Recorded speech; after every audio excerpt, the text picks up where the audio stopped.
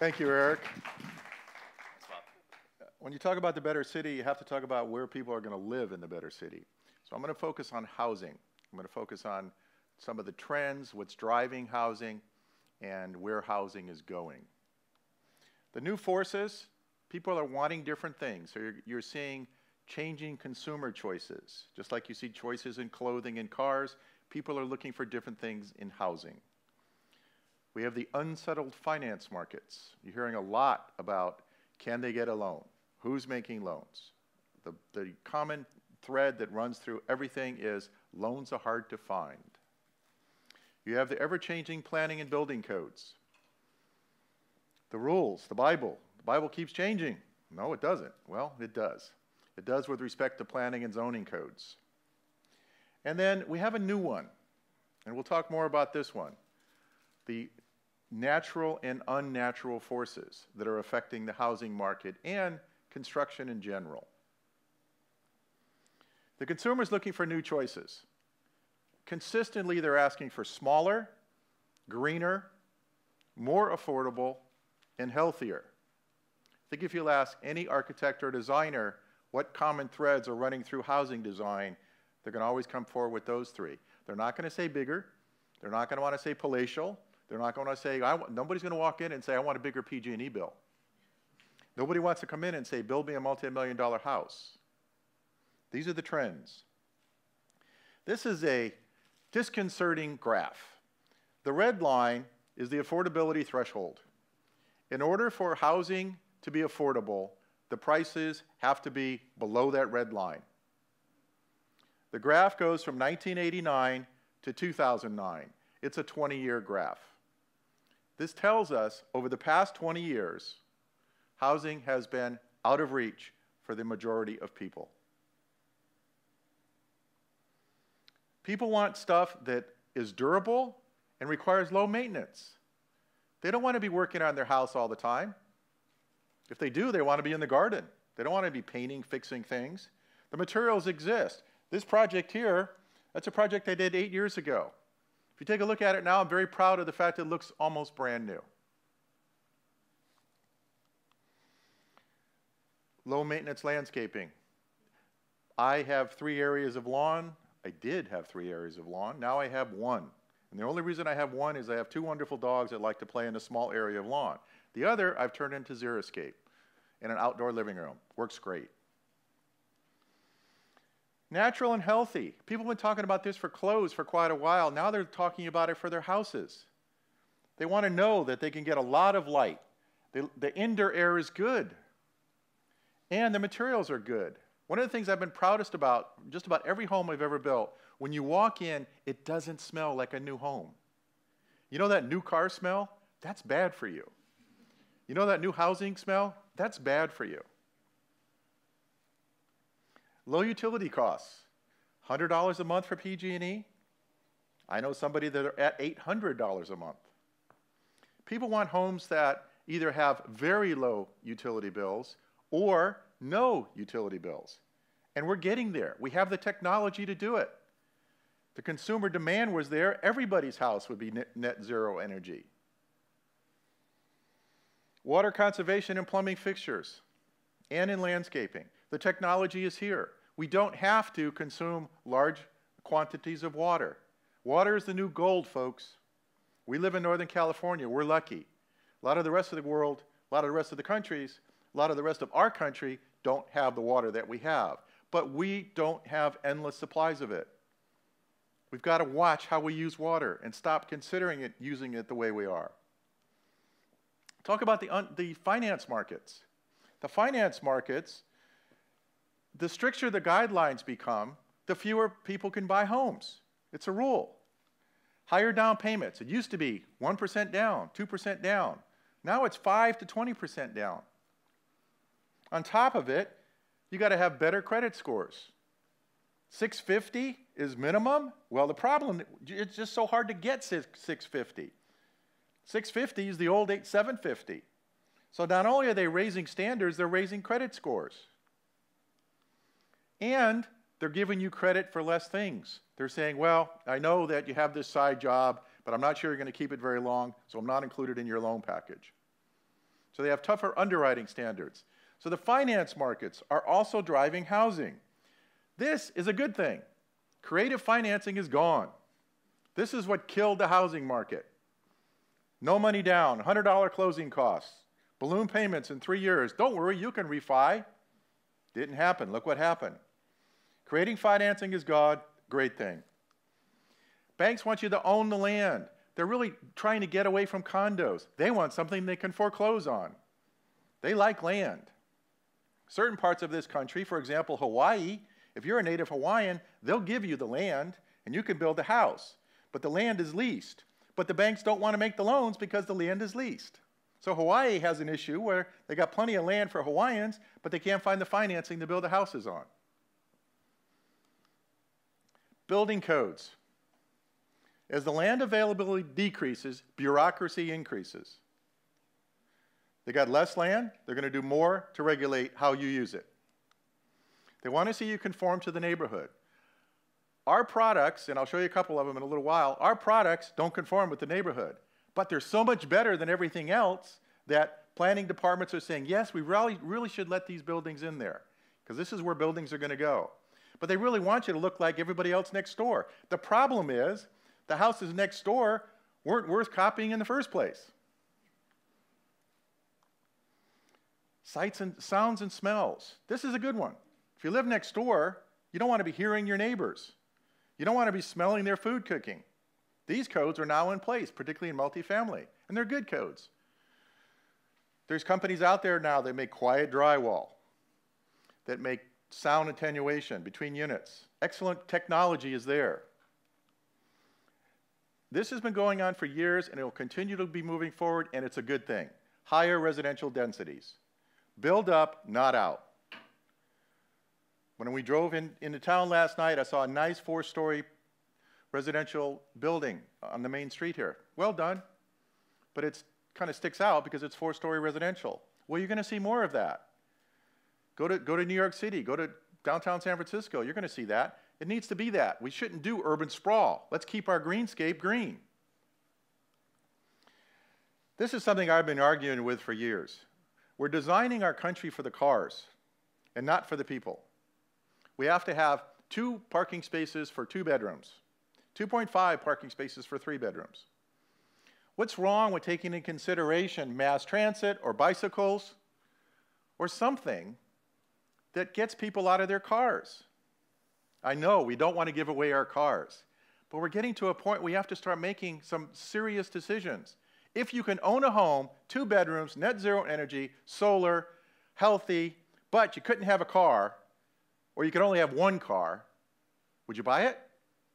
Versus standard home over here, PG&E bill is $300 a month. You walk inside, you could smell stuff, but you get to park 2 cars and your RV. And the 2 houses cost the same. Which house are you going to buy? Global weirding. Hunter Lovins, great guy. Global weirding is now a force to be dealt with. It's global warming, but it's not just warming. It's cooling in some areas. We have floods. We need to start designing buildings to withstand floods, or design buildings that aren't in floodways. Catastrophic fires. California has them. I spent 15 years building in California. I had to think about fires, and I had to think about earthquakes. And fortunately, the codes we have are excellent with respect to these 2. Drought. It's not something we've been facing here, but it's things that other people in other parts of the country are facing. So, think back about water retention. Think about gray water systems.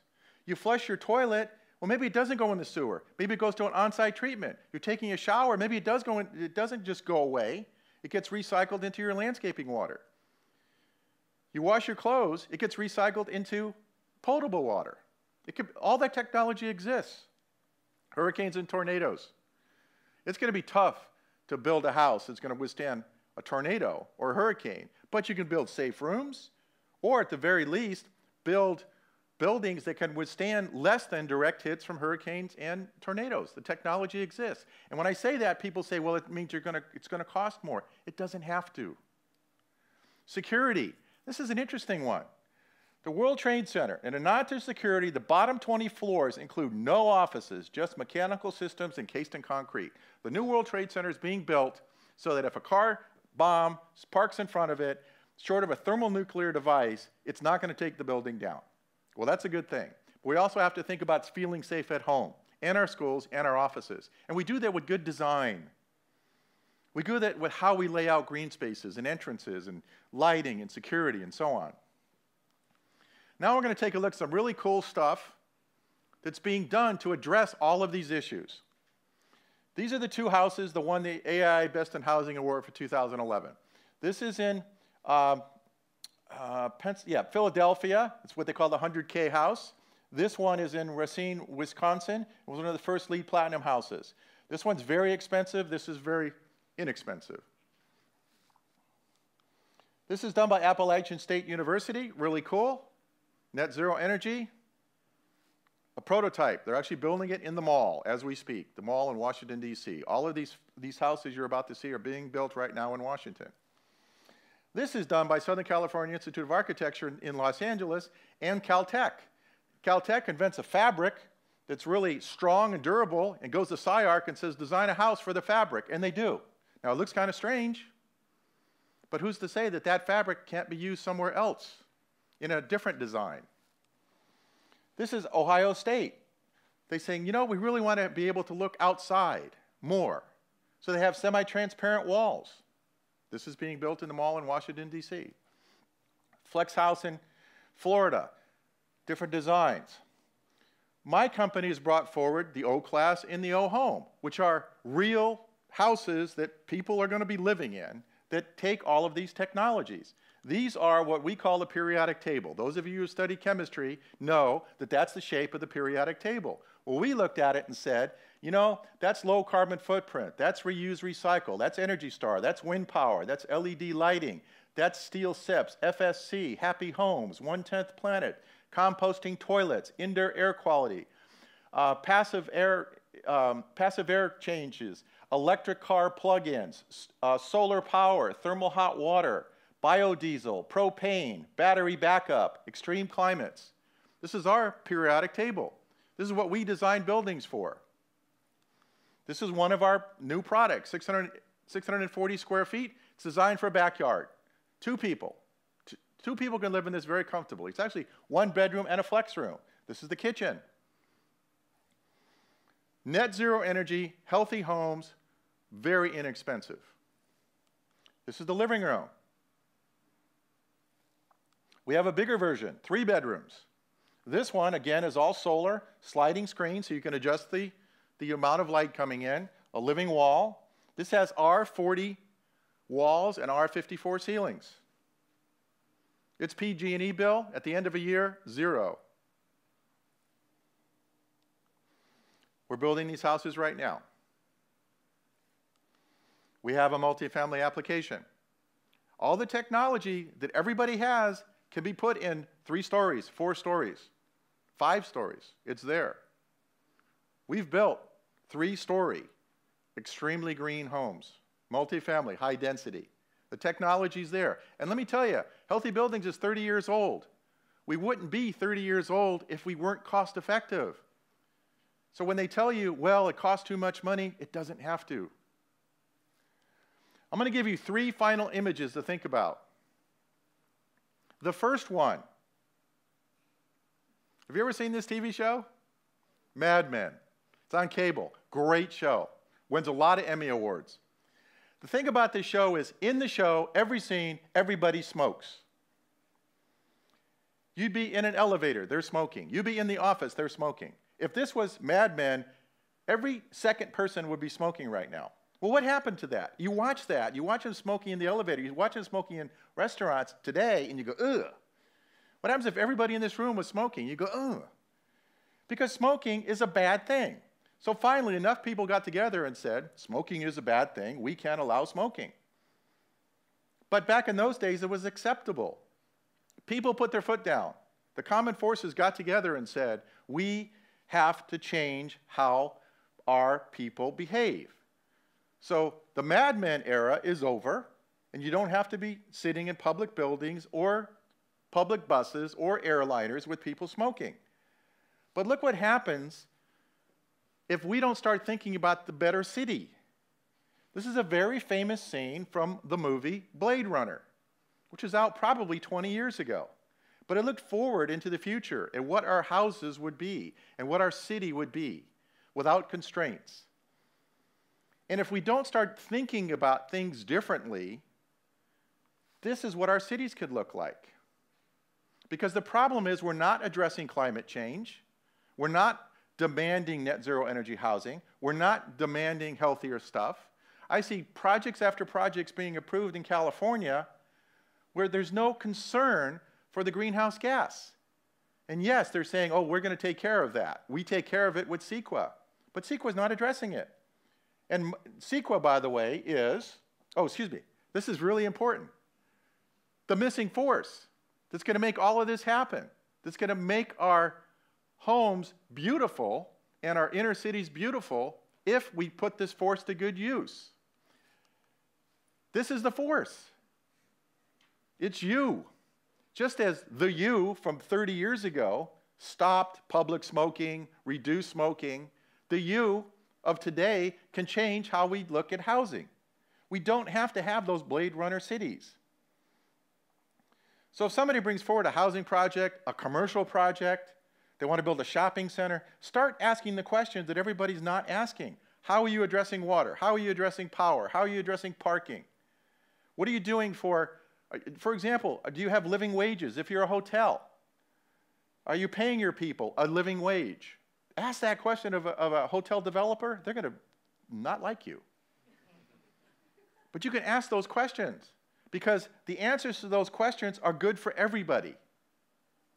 Social equity, economic vitality, and environmental responsibility are the three components of sustainability in general. There's no reason why you can't be a force to make that happen. And your ally is the California Environmental Quality Act, CEQA. Read about it. You'd be shocked. This is extremely good legislation that is there to serve you. You can have an influence. I loved what we heard about the play areas. We talked about the schools. You have an impact. Together we have an impact. Given what's going on in our world right now, I'm shocked more people aren't enraged. There's no reason why we can't move forward as a group and help change the world. We can do it. Thank you for joining us today.